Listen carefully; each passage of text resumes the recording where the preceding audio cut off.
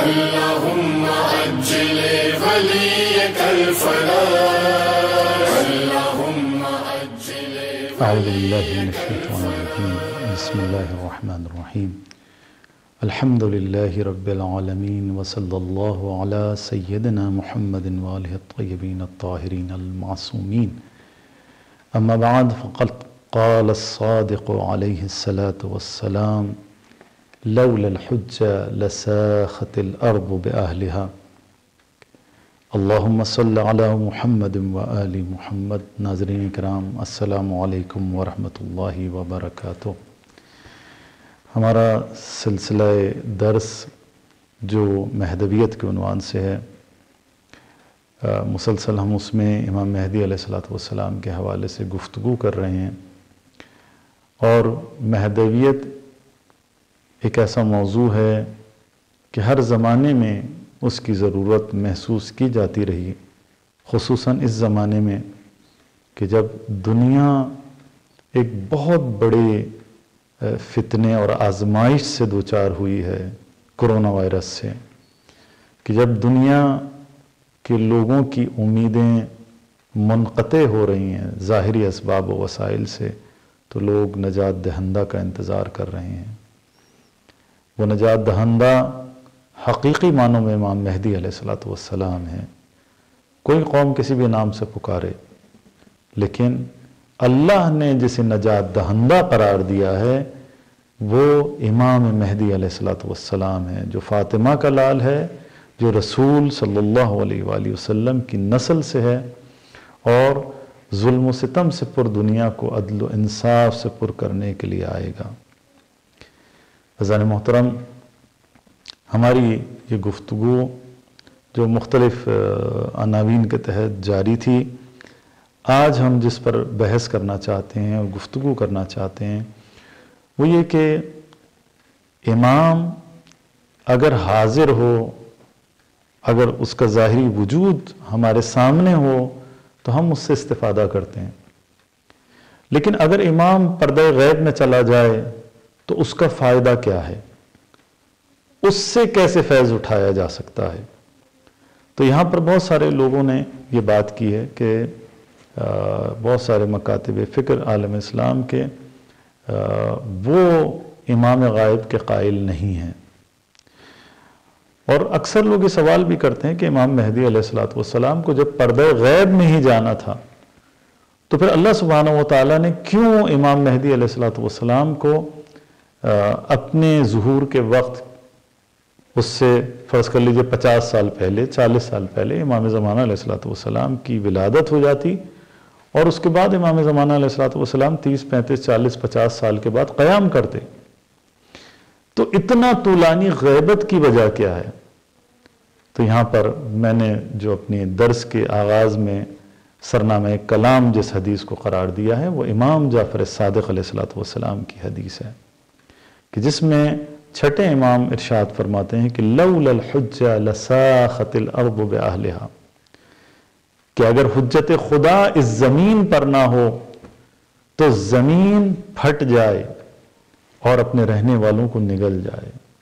یعنی آسمان تہو بالا ہو جائے گا، زمین پارا پارا ہو جائے گی، یہ کائنات تہو بالا ہو جائے گی اگر زمانے کا امام نہ ہو. امام کا وجود اتنا ضروری. یہی مکتب حقہ تشیع کا عقیدہ ہے. دیگر مکاتب فکر جو ہمارے دیگر بھائی ہیں مسلمان وہ یہ عقیدہ نہیں رکھتے، لیکن شیعہ مکتب اہل بیت سے تعلق رکھنے والے یہ عقیدہ رکھتے ہیں کہ امامت کوئی زمینی منصب نہیں ہے بلکہ آسمانی منصب ہے. جس طرح سے نبوت آسمانی منصب ہے اسی طرح سے امامت بھی آسمانی منصب ہے. جیسے کوئی کسی کو نبی نہیں بنا سکتا، اسی طرح سے کوئی نبی کا جانشین اور وصی بھی نہیں بنا سکتا. لہذا تاریخ میں کہیں نہیں ملتا کہ آدم سے لے کر اور ما قبل رسول صلی اللہ علیہ وآلہ وسلم کسی نے بھی اپنے نبی کے جانشین کو معین کیا ہو. حتیٰ اللہ سبحانہ و تعالیٰ نے خود نبی کو بھی اس بات کی اجازت نہیں دی کہ نبی اپنے جانشین کا انتخاب خود کرے. کیوں؟ اس لیے کہ جانشینی کا عہدہ بھی نبوت کی طرح ہے. جس طرح سے نبوت کا عہدہ اللہ نے اپنے پاس رکھا ہے، کسی کے اختیار میں نہیں دیا. کوئی شخص یہ نہیں کہہ سکتا اختیار رکھتا ہو کہ کہے جی میں اپنے اختیار سے اپنے آپ کو نبی بناتا ہوں یا فلاں شخص کو نبی بناتا ہوں. تو جس طرح سے وہ اپنے آپ کو یا کسی اور کو نبی نہیں بنا سکتا، اسی طرح سے ایک نبی اپنے مرضی سے نہ کسی کو وصی بنا سکتا ہے اور نہ کسی اور کی مرضی سے اپنا وصی بنا سکتا ہے. یہ مرضی اللہ سبحانہ و تعالیٰ نے اپنے پاس رکھی ہے. لہذا مولا امیر المومنین علی ابن ابی طالب علیہ السلام کے حوالے سے اللہ سبحانہ و تعالیٰ نے قرآن مجید میں یہی کہا نبی کی زبانی کہ یا ایھا الرسول بلغ ما انزل الیک من ربک، اے رسول پہنچا دے اس کو، یعنی علی کی ولایت کے حکم کو پہنچا دے جس کا تجھے حکم دیا گیا ہے. یہ نبی علی کی ولایت کا اعلان تیری طرف سے نہیں ہے بلکہ میری طرف سے ہے. لہذا یہ عہدہ امامت، یہ عہدہ ولایت، یہ حجت خدا ہونا، یہ عہدہ خدا ہے، عہدہ انسان نہیں ہے. پس امامت ایک امر غیبی ہے، امامت ایک امر آسمانی ہے، امر الہی ہے. یہ انسانوں کے بس کی بات نہیں، اللہ نے اختیار نہیں دیا.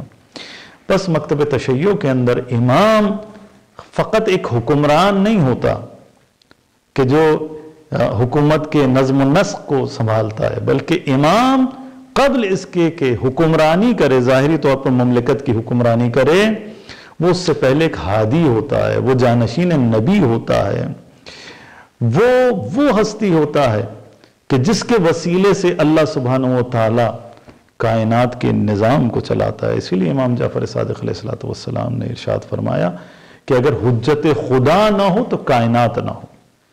کائنات کے چلانے کا وسیلہ اللہ سبحانہ و تعالی نے امام زمان کو قرار دیا ہے، حجت خدا کو قرار دیا ہے. حجت خدا ہے کہ جس کے وسیلے سے اللہ سبحانہ و تعالی کائنات کے نظام کو چلاتا ہے. یہی وجہ ہے کہ زیارت جامعہ کے اندر جو ایک معتبر ترین ہماری زیارت ہے، ارشاد ہوتا ہے کہ بکم فتح اللہ، اللہ نے آپ کے وسیلے سے کائنات کو شروع کیا، وبکم یختم، اور اللہ سبحانہ و تعالی آپ کے ہی وسیلے سے اس کائنات کا اختتام کرے گا. وبکم ينزل الغیث وبکم ينزل الغیث، اور اللہ سبحانہ و تعالیٰ آپ کے وسیلے سے بارش کو برساتا ہے. وبکم یمسک السماء، اور اگر آسمان اپنی جگہ پر قائم ہے، شامیانہ آسمان کا اگر قائم ہے تو اے امام، اے حجت خدا، آپ کے وسیلے سے ہے. ان تقع علی الارض الا باذن، اور یہ آسمان اگر آسمان اوپر سے نیچے نہیں آتا، زمین پر نہیں آتا، تو یہ امام کی وجہ سے ہے، اللہ کے اذن سے. تو عزیز ساتھیوں، امامت کا مفہوم بہت بلند ہے، انسان کی پہنچ اس تک ممکن نہیں ہے. کیوں؟ اس لیے کہ یہ نبی کا جانشین ہے، معصوم کا جانشین ہے، اللہ کا نمائندہ ہے، اللہ کا خلیفہ ہے. زمین اس کے بغیر باقی نہیں رہ سکتی. لہذا وہ بلند ترین مقام جو کائنات میں اللہ سبحانہ وتعالی کسی انسان کو نصیب کرتا ہے تو وہ نبوت کے بعد امامت ہے. لہذا نبی شریعت لے کر آتا ہے تو اس کا محافظ امام ہوا کرتا ہے. اور امام سے استفادے کے حوالے سے جو روایات کے اندر ملتا ہے، لوگ پوچھتے ہیں کہ بھئی امام یا غائب کا فائدہ کیا ہے؟ تو خود رسول خدا صلی اللہ علیہ وآلہ وسلم سے جب جابر ابن عبداللہ انصاری نے پوچھا کہ اگر آپ کا بیٹا مہدی غائب ہو جائے گا تو اس سے کیسے استفادہ کرے گی امت، تو رسول خدا صلی اللہ علیہ وآلہ وسلم نے ارشاد فرمایا، خود امام زمانہ علیہ السلام نے، امام مہدی علیہ السلام نے جب کسی نے امام سے سوال کیا خط لکھ کر غیبت صغرا میں، تو امام نے اس کا جواب اس طرح سے دیا کہ یاد رکھو جس طرح سے سورج بادلوں کی اوٹ میں چلا جائے تو وہ کائنات کو اپنا فیض پہنچاتا رہتا ہے، اسی طرح سے اگر میں پردہ غیب میں ہوں تب بھی یہ کائنات میرے فیض سے فیضیاب ہوتی رہے گی، میری برکتوں سے اللہ سبحانہ و تعالیٰ انہیں میری برکتیں پہنچاتا رہے گا۔ پس امامت وہ مقام ہے کہ جس کے وسیلے سے اللہ سبحانہ و تعالیٰ تمام کائنات کو فیض پہنچاتا ہے۔ ہم دیکھتے ہیں کہ سورج جو ہے بادلوں کی اوٹ میں چلا جاتا ہے، لیکن کیا کائنات کو سورج کا فیض نہیں پہنچتا؟ بالکل پہنچتا ہے۔ سورج کی شعائیں کچھ ظاہری ہوتی ہیں اور کچھ غیر ظاہری ہوتی ہیں جو ہمیں نظر نہیں آتی، جو کچھ ہیں جو آنکھوں سے نظر آتی ہیں اور کچھ ہیں جو آنکھوں سے نظر نہیں آتی۔ لہٰذا اگر بادلوں کی اوٹ میں بھی سورج چلا جائے تب بھی وہ شعائیں اپنا کام کرتی رہتی ہیں۔ کائنات کا اگر وجود باقی ہے، جانداروں کا اگر وجود باقی ہے تو وہ اسی سورج کی وجہ سے، سورج نظام شمسی کا محور ہے۔ جس طرح سے رسول خدا صلی اللہ علیہ وآلہ وسلم نے اور امام زمانہ علیہ السلام نے مثال دی ہے امام کی، کہ امام کون ہے؟ سورج کی مانند ہے، چاہے وہ پردہ غیب میں چلا جائے، چاہے وہ بادلوں کی اوٹ میں چلا جائے، لیکن امام کا وجود جو ہے وہ سورج کی مانند ہے۔ سورج جس طرح سے نظام شمسی کا مرکز و محور ہے، اسی طرح سے امام پوری کائنات کا مرکز و محور ہے، اسی کے گرد پوری کائنات اللہ کے اذن سے گھومتی ہے۔ اللہ امام کے وسیلے سے ساری کائنات کے نظام کو چلاتا ہے۔ لہٰذا نظام شمسی کا محور سورج ہونے کی وجہ سے امامت کو مرکزیت کی حیثیت حاصل ہے۔ جب یہ مثال دی گئی ہے تو وہ اسی عنوان سے دی گئی ہے۔ اور اسی طرح سے دعائے عدیلہ میں مفاتیح الجنان کے اندر یہ دعا موجود ہے، ببقائہ بقیت الدنیا وبیمنہ رزق الورا وبوجودہ ثبتت الارض والسماء۔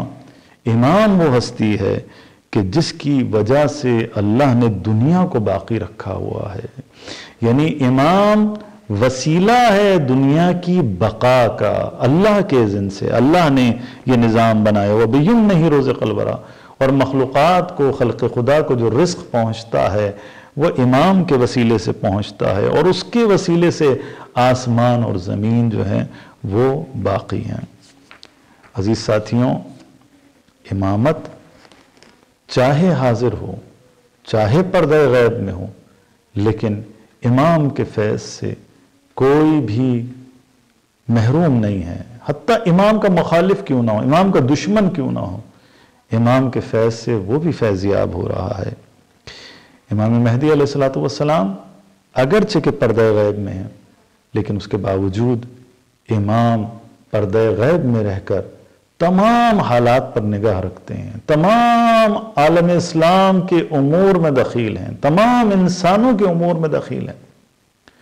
لہذا 1400 سال سے جو عالم اسلام کے خلاف سازشیں ہو رہی ہیں، ان سازشوں کو اگر کوئی رد کرتا ہے، ان کو کامیاب نہیں ہونے دیتا، تو اس میں امام زمان اور حجت خدا کا ایک کلیدی کردار ہے، اگرچہ کہ ہمیں نظر نہیں آتا، اگرچہ کہ ہم اسے نہیں سمجھ سکتے۔ لہذا امام وہ ہستی ہیں کہ جو مشکل ترین حالات میں عالم اسلام کے، مسلمانوں کے، اپنے پیروکاروں کے مشکل ترین حالات میں امام مہدی علیہ السلام مدد فرماتے ہیں۔ اسی لیے امام مہدی علیہ السلام نے ارشاد فرمایا، شیخ مفید رحمت اللہ علیہ کو جو نامہ لکھا تھا امام مہدی علیہ السلام نے ان کے سوال کے جواب میں، تو ارشاد فرمایا تھا کہ اِنَّ غَيْرُ مُحْمِلِينَ لِمُرَاعَاتِكُمْ وَلَا غَائِبِينَ لِذِّكْرِكُمْ وَلَوْلَ ذَلِكَ لَنَزَلَ بِكُمُ الْبَلَاءُ أَوْ اسْتَلَمَكُمْ الْأَعْدَاءُ۔ فرمایا کہ ہم نے ہرگز تم کو تمہارے حال پہ نہیں چھوڑا ہے، کوئی یہ نہ سمجھے کہ امام مہدی علیہ الصلوۃ والسلام بس پردہ غیب میں، تو ان کا امت سے کوئی تعلق نہیں، عالم اسلام سے کوئی تعلق نہیں، عالم انسانیت سے کوئی تعلق نہیں کہ دنیا میں کیا گزر رہی ہے۔ نہیں، ہم نے تمہیں تمہارے حال پہ نہیں چھوڑا ہے، اور ہم ہرگز تمہیں نہیں بھولیں، اور ہمیشہ ہماری وجہ سے تمہارے اوپر سے بلائیں دور ہوتی ہیں، اور دشمن اگر ہماری نظر عنایت تمہارے اوپر نہ ہوتی، ہمارا سایہ تمہارے اوپر نہ ہوتا، تو دشمن تمہیں نابود کر دیتا۔